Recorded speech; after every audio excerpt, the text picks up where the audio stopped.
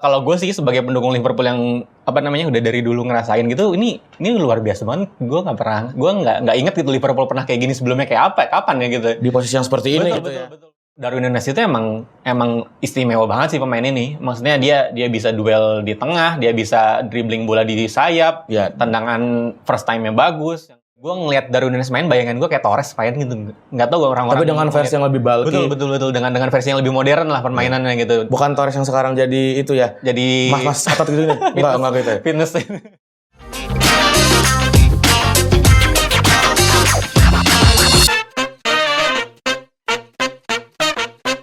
Potrets, podcastnya anak Big Reds.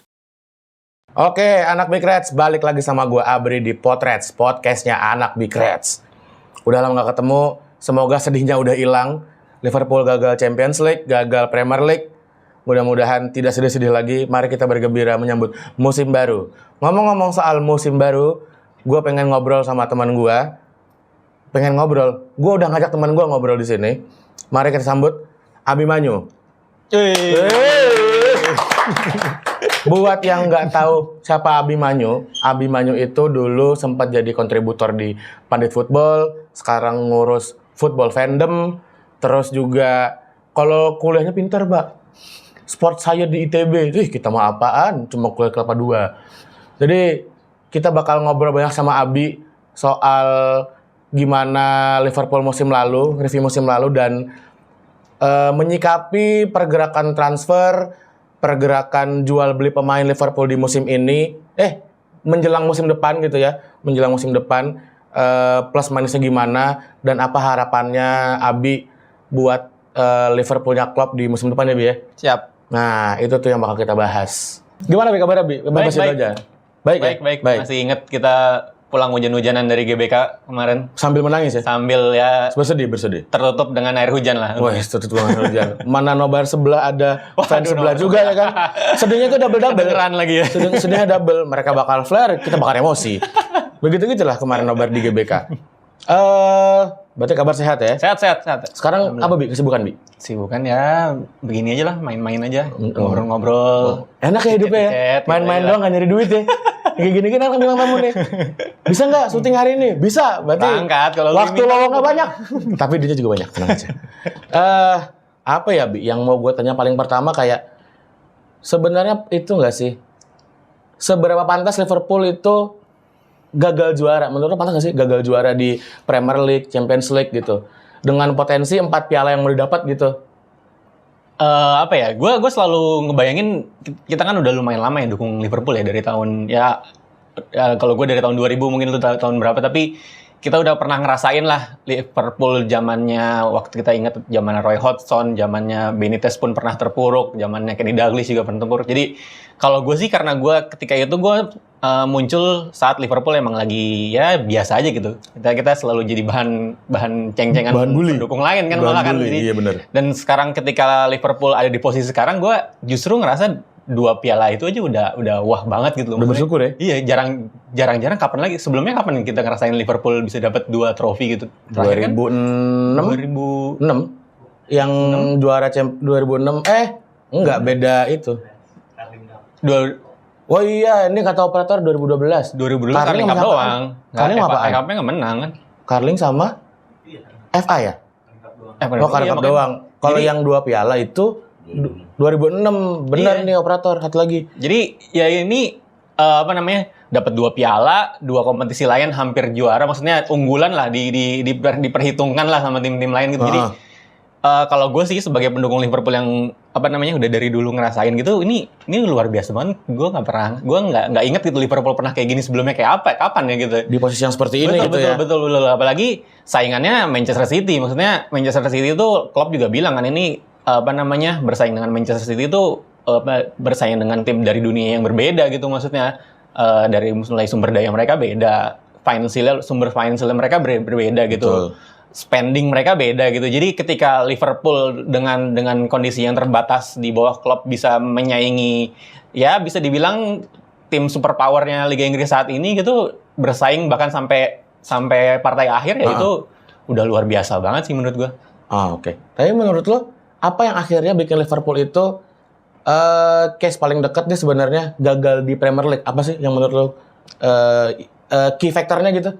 Untuk persaingan Liga Inggris sekarang ya, kalau gue ngelihat ya, persaingannya kan pokoknya siapapun tim yang bisa unggul dari Manchester City itu pasti juara gitu. Karena ya Manchester City udah tolak ukur paling atas Premier Udah League jadi saat benchmark ini ya, ya, benchmark. Maksudnya kalau tim lo mau juara, lo harus lebih baik performanya dari Manchester City. Waktu Liverpool juara di tahun 2020, 1920. bukan 2020, Iya, 2020. musim 1920 dong. Oh ya, 1920 kemarin itu Liverpool bisa juara karena Liverpool bisa lebih stabil dibanding Manchester City. Kita juara karena Manchester City beberapa kali kepleset gitu, sedangkan Liverpool nggak kepleset. Maksudnya nggak kalah nggak seri lawan Brighton, nggak seri lawan Crystal Palace itu, sementara Manchester City mengalami kehilangan poin kayak gitu. Okay. Di musim ini sama Liverpool dan Manchester City sama-sama cukup stabil, tapi sesekali kemudian Liverpool imbang lawan Brighton, imbang lawan Brentford, kalah lawan West Ham gitu. Jadi 4-1 ya. Lawan West Ham kalah 3-2. 3-2. Lawan Brentford 3 sama, gol-gol menit akhir gitu. Lawan jadi Brighton sama. Jadi apa namanya? Kalau Liverpool mau juara Premier League, fokusnya tuh maksudnya di partai-partai kayak gitu. Jangan sampai kehilangan poin di partai-partai yang sebenarnya harus menang gitu. Harusnya dapat 3 poin gitu. Kalau ketika lawan Manchester City dapat imbang udah bagus, dapat 1 poin udah bagus gitu. Tapi ketika lawan Brighton, lawan Crystal Palace, lawan kemarin Brentford, lawan West Ham itu tuh pertandingan yang harusnya 3 poin tuh harus diraih gitu. Oke, bener. Gue tuh nginget kayak jadi musim 2013-2014 kita bisa menang lawan City 2 kali kan, sementara imbang lawan Palace. Nah iya. Kayak gitu-gitu ya. Lebih faktor liga kan pertandingannya panjang, maraton ya, musim maraton gitu. Jadi maksudnya satu pertandingan menang banyak tapi habis itu imbang 3 kali di pertandingan berikutnya, ya itu kehilangan poin yang besar juga. Itu menurut lo kalah endurance gara-gara sumber daya atau karena memanage sumber dayanya yang agak miss menurut lo? Ini mungkin nanti akan nyambung ke Liga Champions ya, final Liga Champions ya. Jadi satu komentar Ancelotti sebelum Liga Champions ke pemain Real Madrid, dia justru bilang pertandingan final ini justru akan lebih gampang buat mereka karena kita tahu cara main lawan kita itu seperti apa. Gitu. Gue pernah dengar tuh. Ya kan, Ancelotti bilang gitu ke pemain Real Madrid. Jadi dibanding pertandingan mereka lawan Manchester City, lawan Chelsea sebelumnya, pokoknya dibanding lawan tim-tim sebelumnya, lawan Liverpool ini justru harusnya lebih gampang karena kita tahu Liverpool mau main kayak apa gitu. Jadi Klopp emang udah punya satu formula permainan yang bagus banget buat Liverpool dan canggih gitu. Maksudnya lawan siapapun pakai formula ini bisa. Cuman lawan tahu kalau Liverpool bakalan main kayak gitu. Lawan tinggal cari antitesisnya aja, cara nyari anti taktiknya aja. Kalau sampai Liverpool ternyata taktik yang nggak berjalan saat itu, ya udah selesai gitu. Maksudnya pasti bakal mandek kan? Iya betul nggak, pasti akan mandek. Dan beruntung kita punya Salah, punya Mane, punya Luis Diaz kemudian datang yang di saat kondisi terdesak pun dia bisa bikin keajaiban gitu, bisa bikin gocekan ajaib tiba-tiba dia ngelewatin 2 pemain jadi gol gitu. Padahal pada saat itu mungkin Liverpool lagi kesulitan nembus pertahanan lawan. Nah, iya, karena lebih kayak apa namanya tuh, kalau kita ngelihat tuh Liverpool di luar secara taktik kohesifnya secara luas gitu oke, tapi juga ada faktor penentu kayak pemain yang bisa step up di tiap game gitu ya. Betul. Itu yang kadang akhirnya kayak lawan beberapa tim yang semuanya cara bermainnya rata-rata, taktiknya semuanya tetap berjalan dengan baik, tapi kok nggak ada yang step up. Akhirnya yang bikin bisa imbang lawan Brentford, kalah lawan West Ham. Padahal kita udah bikin gol cantik pakai free kick sama Arnold gitu kan. Ternyata ujung-ujungnya kalah 3-2. Itu kayak kok harusnya ini bisa nih yang bisa bikin juga sama atau apa gitu kan. Di setiap musim pokoknya Liverpool hampir selalu possession pasti dominasi. Operan pasti Liverpool yang megang paling banyak operan, paling banyak shooting. Cuma XG juga tinggi kan XG-nya. Betul. Secara statistik tinggi semua karena emang Liverpool mendominasi pertandingan. Cuma kan itu ya hasil pertandingan ditentuinnya dari gol kan. Gimana caranya dari operan-operan itu bisa berkonversi jadi gol gitu. Oh, berarti kalau misalnya kayak lu kebobolan 2 gol juga tetap menang ya. Kayak kata siapa itu ya? Pasti tahu tuh. Gitu. Iya, jadi ketika semua tim udah tahu bahwa kalau besok gue lawan Liverpool, ya Liverpool akan main seperti itu. Jadi ya udah tinggal dengan komposisi pemain yang dipunya sama tim lawan, gimana caranya dia bisa mengantisipasi permainan Liverpool gitu. At least meredam gitu ya. Betul. Nah, jadi semua tim di Premier League ya setiap kali lawan Liverpool ya pasti numpuk pemain di belakang. Formulasinya hampir sama kebanyakan ya. Sama, numpuk pemain di belakang, tutup flank, jagain Arnold, udah di situ aja gitu. Maksudnya sampai situ gitu, karena Liverpool nggak akan main dengan cara yang lain gitu. either udah ada Thiago pun potensi permainan yang kayak kita bakal ngedobrak dari tengah, bakal ada umpan-umpan yang unexpected dari tengah langsung ke depan, direct gitu-gitu. Kalau gue sih ngeliatnya masih sama. Thiago cuma mempertajam operan aja maksudnya. Tapi secara aliran bola sebenarnya aliran bolanya mirip-mirip gitu. Ujung-ujungnya pasti akan diarahkan ke arah Sadio Mane sama Muhammad Salah yang menusuk ke kotak penalti gitu. Cuma dengan adanya Thiago operannya jadi lebih akurat, lebih banyak operan yang bisa sampai ke kotak penalti gitu. End passingnya oke gitu lah ya. Betul. Oke. Ngomong-ngomong soal tadi kan lu ngomong soal Sadio Mane juga kan. Gimana cairnya lini depan Liverpool, Sadio Mane, Luis Diaz, Mohamed Salah, even ada Firmino juga tetap cair kan di depannya.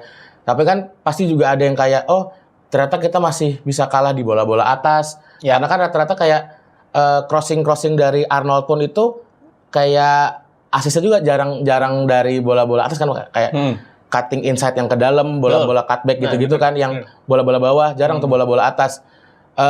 Menurut lo strateginya Liverpool untuk akhirnya kita logo nih ngelepas Sadio Mane untuk ngedapetin Darwin Nunez itu gimana, Bi? Kalau gue ngelihat setelah Luis Diaz kemarin datang di bulan Januari Luis Diaz datang kan, Sadio Mane ternyata kemudian Klopp nyoba Sadio Mane main di tengah. Ya, sebenarnya dia pengen Sadio Mane fungsinya kayak waktu dia di Senegal. Dia di Senegal kan main di penyerang tengah kan.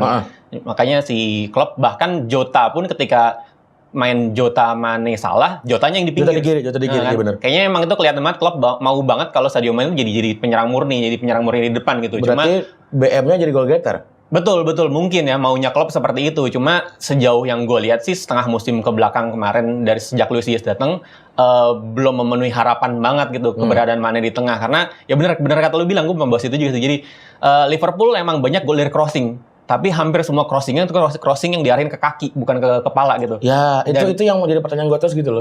Jadi setiap kali Liverpool dapat area di kanan atau kiri, Robertson atau Arnold itu, kalau di tengahnya nggak ada Jota atau Origi, itu pasti akan crossing datar atau dibalikin ke belakang, cutback ke belakang gitu. Nah, itu karena emang Liverpool nggak punya penyerang yang kuat bola-bola udara. Nomor 9 klasik gitulah kita nyebutin dulu. Penyerang yang benar-benar bisa duel lawan dua back di tengah, adu gundul gitu. Emang iya, bener. Kalau lu lihat ke belakang, gol Liverpool yang hasil crossing di sundul itu tuh kalau nggak Jota atau Origi. Mane pernah sekali lawan Arsenal. Tapi itu dari free kick di belakang, terus Mane nyambut itu. Sama kayak Firmino juga kan, satu kali gol heading kan. Cuman kalau yang benar-benar dari skema crossing, di crossing diarahin ke kepala, itu kalau nggak Jota, Origi. Iya, benar. Nah, Jota emang gue nggak tahu sih, Jota tuh emang sundulannya bagus banget ya, padahal secara tinggi badan dia di bawah, jauh di bawah rata-rata. 185 di bawah itu 178 seingat gue Jota tuh. Nah, tadi kan ngomongin soal cair lini depan Liverpool kan tuh, Sadio Mane, Mohamed Salah, Luis Diaz, Firmino dan Diogo Jota tuh musim lalu kan. Betul. Cukup oke. Tapi kan akhirnya ada satu yang mentok soal bola-bola atas ya, karena Liverpool dengan banyaknya crossing dari Arnold sama Robertson itu ngarahnya bukan ke kepala, pasti ke kaki atau ke dada gitu. Betul. Buat ditahan dulu terus di shooting, bukan langsung di heading. Nah, itu menurut lo untuk kedatangan seorang Darwin Nunez dan ngelepas Sadio Mane, solusikah buat Liverpool? Ya, sejak kedatangan Luis Diaz di bulan Januari kemarin, kalau kita ngelihat beberapa kali tuh Mane ditempatinnya di tengah ya. Jadi kiri Diaz, tengah Mane, kanannya Salah. Bahkan kalaupun mainin Jotanya yang di kiri. Padahal sebelumnya kan biasanya Mane yang di kiri, Jota yang di tengah gitu. Jadi kalau gue ngelihat mungkin maunya Klopp itu sebenarnya dia mau fungsiin Mane sebagai penyerang tengah sama kayak waktu Mane main di Senegal sebagai penyerang di depan gitu. Jadi emang buat mendulang gol banyak betul. Jadi Mane benar-benar jadiin goal getter di tengah, karena sebelumnya kan Liverpool nggak punya penyerang seperti itu kan. Firmino modelnya nggak seperti itu. Dia malah sekarang disebut sebagai false nine murni, bukan striker murni. Gelandang serang lah lebih tepatnya gitu kan. Nah, ketika Klopp mencoba narok Mane di tengah dengan kanan kiri Diaz, kanannya Salah, itu kalau yang gue lihat sih maunya Klopp tuh seperti itu. Mane jadi goal getter, dia bisa mainin bola atas, dia bisa kontrol bola bawah juga, bisa dikasih umpan terobosan juga gitu. Jadi harapannya seperti itu. Tapi mungkin selama setengah musim ke belakang kemarin harapan itu nggak tercapai ekspektasinya yang dia mau gitu. Nah, makanya ketika Sadio Mane minta pindah, akhirnya diizinkan dan Klopp kemudian langsung cepet banget kan nyari kan, kayak jarang-jarang gitu Liverpool ngeluarin duit sebanyak itu dalam Betul. waktu yang sangat cepat tanpa Kan ada jadi polemik tuh di sosmed tuh. Jadi Iya, polemik kayak dibahas sama fans tim sebelah, segala macam kayak berapa 100 juta ya, hampir 100 juta, gitu 100 kan, juta sponsoring euro sih. rekor transfer Liverpool Iya, kan. benar. Jadi jarang-jarang, dan itu cuma berlangsung kayak 2 minggu tiba-tiba langsung deal gitu kan. Langsung deal, tiba-tiba langsung pakai apa tuh tempat minumnya Luis Suarez tuh. Kalau lu ingat kan bawa minuman begitu tuh. Botol. Itu apaan ya? Coba yang tahu itu isinya apaan langsung komen di YouTube-nya Bika sama di Instagram. Iya, jadi kalau gue lihat Darwin Núñez emang seseorang yang dicari sama Liverpool beberapa musim Musim ini, terakhir.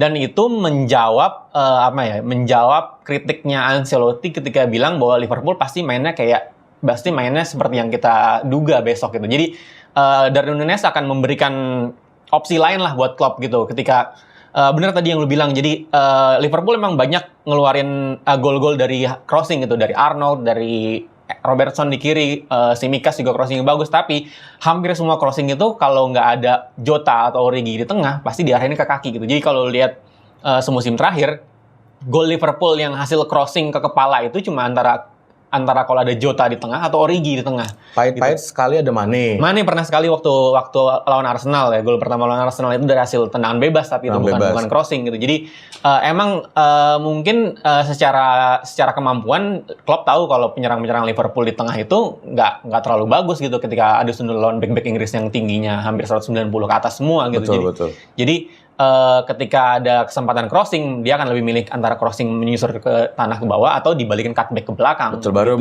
main masuk dari tengah gitu kan. Nah, keberadaan Darwin Núñez di tengah itu dengan tinggi badannya 187 kalau nggak salah ya.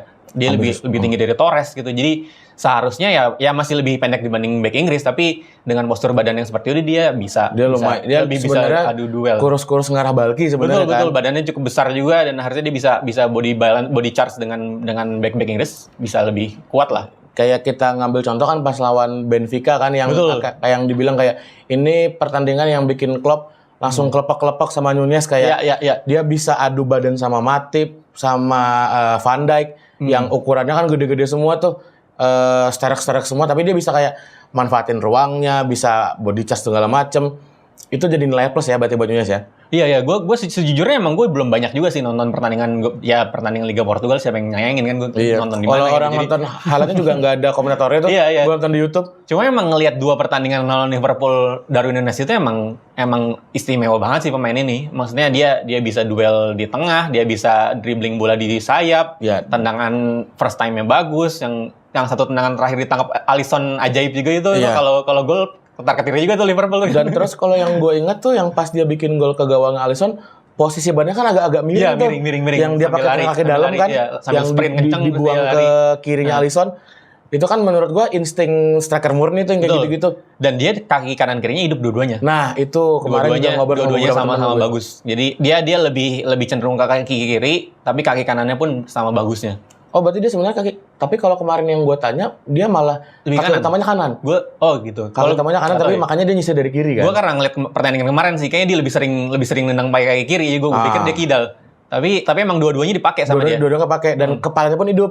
Iya, betul. Karena kan kalau misalnya kita lihat di YouTube Anfield Legend kan, kalau nonton YouTube yang highlight kayak best goal of Núñez, best goal of siapa gitu-gitu, semuanya main gitu. Betul. Dia bisa gocek di dalam kotak penalti, bisa headingnya pun yang akurat tajam gitu, vertikal cuma juga tinggi. Itu yang nanti mungkin saat mulai dimainin, saat mulai diberikan peran di skema gitu, jadi pembeda gitu menurut gue ada Núñez. Nah, menurut lo nantinya Darwin apa Núñez ya? Ya Darwin lah. Darwin ini bakal jadi pelayannya Salah atau bakal dilayani sama Salah? Kalau gua ngelihat ya, maksudnya mungkin di awal-awal musim mungkin ketika Darwin Núñez masih mencoba untuk adaptasi, tetap Salah yang akan jadi tujuan utama serangan Liverpool. Salah focal point tetap Salah berarti. Betul. Tapi seiring berjalannya waktu, maunya Klopp seharusnya Darwin Núñez pun bisa menjadi opsi operan ketika Salah mentok. Ada opsi lain gitu, Darwin Núñez yang akan siap langsung menjadi goal getternya Liverpool gitu. Jadi permasalahan Liverpool yang nggak punya plan B lah istilahnya, nggak punya taktik lain ketika mentok di musim sebelumnya, itu bisa terpecahkan nanti ketika Salah mentok ada Darwin Núñez gitu. Nah tadi itu kan kita udah ngomong soal belian Liverpool di lini depan, terus musim lalu pun dengan adanya Konate juga udah menambal sisi belakang. Tsimikas juga makin bagus mainnya. Terus kayak pemain kayak Neco Williams sudah mulai bisa set up. Terus Joe Gomez juga udah mulai bagus mainnya, udah mulai stabil. Walaupun kadang-kadang suka skip. Yang jadi pertanyaan kan sekarang kita malah nambah pemain itu kan di lini depan tuh. Fabio Carvalho, Darwin Nunez. Terus terakhir kalau nggak salah pemain depan juga ya. Yang siapa tuh? Dari Aberdeen. Itu back kanan. Oh itu back kanan ya? Tuh berarti kan bakal ada yang ngegeser Neco Williams kemungkinan Betul. kan yang jadi sparring Lapisnya partnernya Arnold nih. Tapi kenapa Klopp tidak mencari pemain untuk menambah lini tengah? Sementara kan oke lah kita punya Fabinho, Milner yang perpanjang kontrak setahun lagi. Terus dengan kondisi skipper kita juga masih oke, performance-nya ada Thiago juga. Tapi kayaknya menurut banyak teman-teman juga ngobrol di sama-sama anak Big Reds yang lain gitu, kayaknya butuh lagi deh pemain tengah tambahan. Menurut lo tipikal pemainnya seperti apa? Sepakat gue, emang satu lini yang masih harus di upgrade di Liverpool ya gelandang gitu. Maksudnya ya kita punya pakem Fabinho, Henderson, Thiago gitu, tapi tiga-tiganya masih rentan cedera, Betul. masih rawan absen segala macam. Jadi emang seenggaknya harus ada opsi lain lah. Milner bisa, tapi ya Milner udah mulai menurun performanya gitu. Naby Keita juga belum tune in banget sama Liga Inggris. Naby Keita tuh kayak yang satu pemain yang sering dikomplain tuh. Harganya lumayan, nomornya nomor 8, tapi kayak Secara nggak sesuai ekspektasi gitu loh. Secara opsi sebenarnya Naby Keita memberikan opsi lain di lini tengah. Dia gelandang satu-satunya gelandang Liverpool yang paling sering masuk ke kotak penalti gitu. Jadi dia bisa jadi satu opsi tambahan serangan. Tapi emang sejauh ini belum membuahkan hasil banget gitu. Tapi secara taktikal dia berfungsi bagi klub untuk mengubah permainan sedikit di babak kedua gitu. Nah, ngomong balik lagi tentang gelandang, sebenarnya satu gelandang yang sering disebut di berita-berita, mungkin gue nggak tahu ini beneran Klopp yang ngomong atau bukan, tapi di berita-berita Liverpool yang sering disebut adalah Jude Bellingham, gelandangnya Dortmund. Oh, 2 hari yang lalu apa sehari yang lalu si Henderson sempat ngobrol sama Jude Bellingham kan, main Inggris. Main Inggris kayak, lo sebenarnya kayak cocok deh main sama tim gue. Betul. Nah kalau gue baca di pengamat bola di Inggris, bilangnya sih Liverpool akan fokus 100% membeli Jude Bellingham di musim depan. Di bursa transfer musim panas bulan depan, karena budget tahun ini udah habis. Oh berarti ya kayak kemarin Klopp bilang kan kami tidak akan membeli gelandang kan. Betul. Kabar terakhir itu kan yang dia preskon itu. Setelah muncul nama Calvin Ramsey yang akan mungkin sebentar lagi akan diumumkan. Bakal nyender. Betul. Dibilang ini Calvin Ramsey akan jadi rekrutan terakhir Liverpool di bursa transfer ini gitu. Jadi udah nggak ada kemungkinan nggak ada pemain gelandang yang datang. Jangan terlalu banyak harapan lah ya. Betul.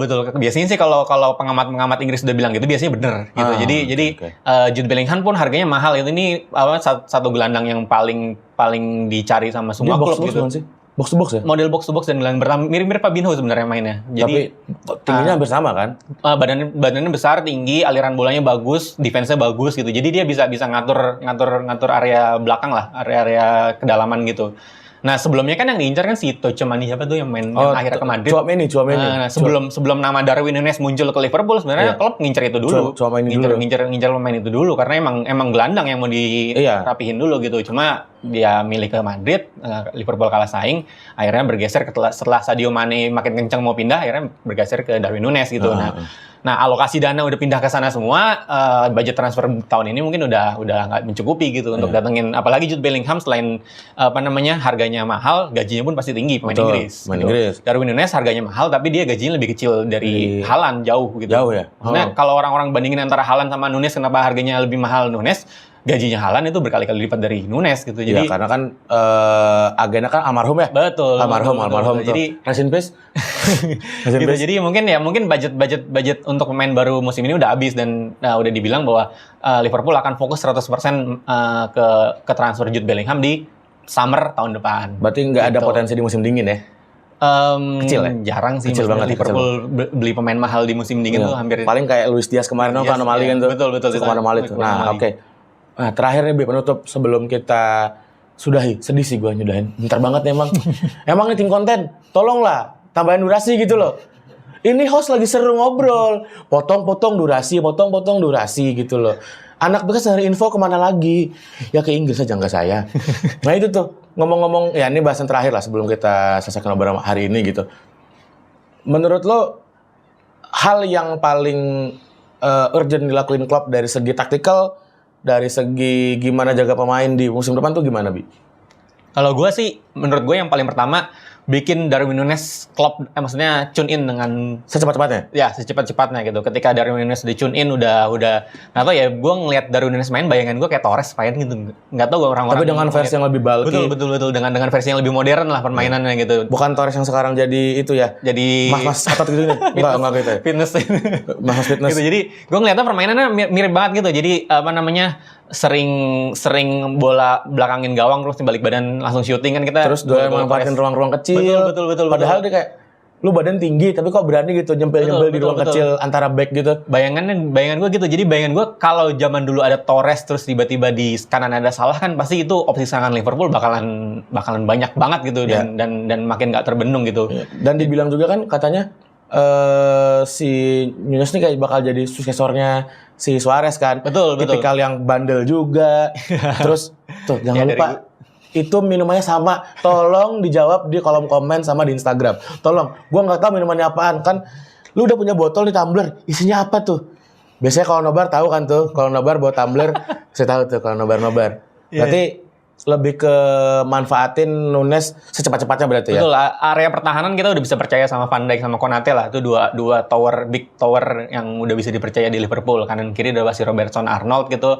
Kalau Calvin Ramsey datang jadi pelapisnya Arnold, itu juga bisa jadi opsi serangan baru sih kalau kita ngelihat kalau ada analisis itu Calvin Ramsey itu mainnya mirip kayak Arnold tapi ada sedikit perbedaan yang membuat bisa jadi opsi serangan baru bagi Liverpool gitu.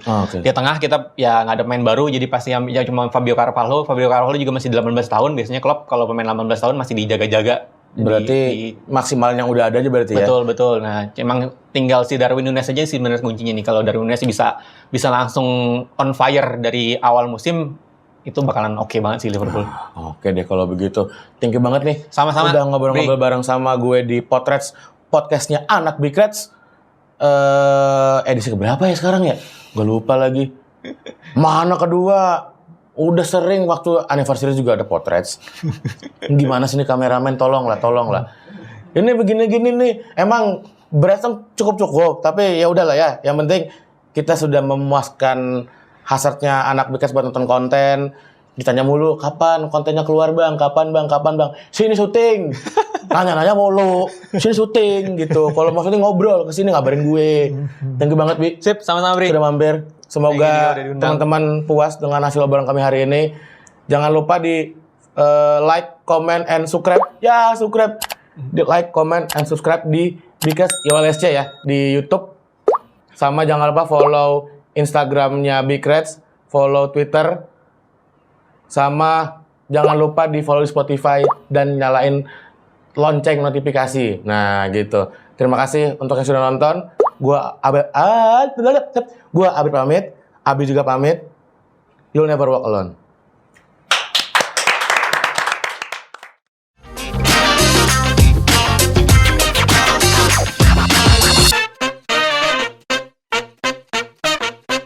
Potrets, podcastnya Anak Big Reds.